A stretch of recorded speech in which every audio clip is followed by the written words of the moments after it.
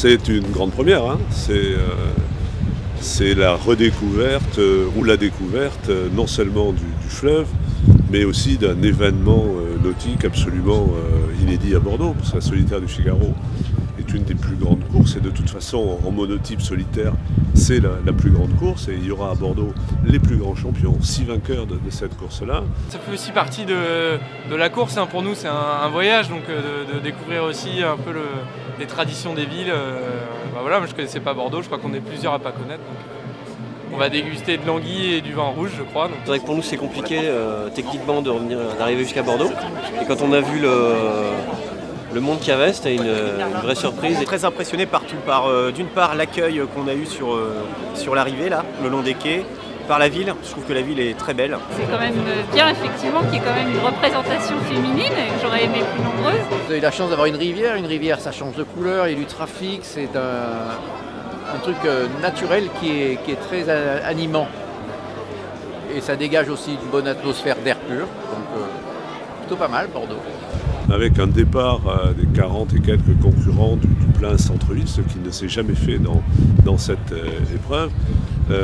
Tout ça à travers une organisation évidemment tout à fait nouvelle, tout à fait innovante. Les moments forts d'abord c'est le premier jour, c'est le 24, c'est l'arrivée majestueuse du Cuauhtémoc, le bateau école de la marine mexicaine qui arrivera au milieu de tous les bateaux de la Solitaire.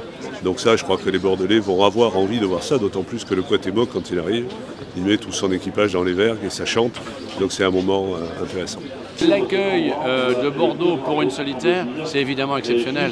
Donc, et on le voit tout de suite. Avant même que la course ne parte, on voit que c'est une très grande fête qui s'organise.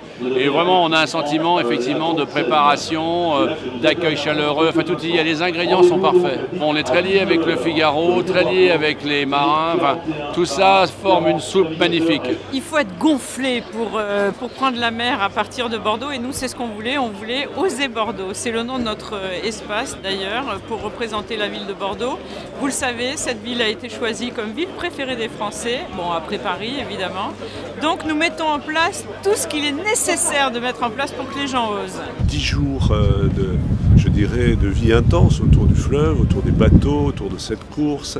C'est vraiment, je crois, très attendu. Il me semble que les Bordelais sont ravis de ce projet-là. Chaque jour, il y aura, enfin 5 jours sur 7, il y aura des runs, c'est-à-dire des régates entre 8 bateaux sur la Garonne. Et puis le dimanche, le départ de la première étape Bordeaux-Porto sur une ligne tracée entre Pauillac, le port de Pauillac, et l'île de Patiras.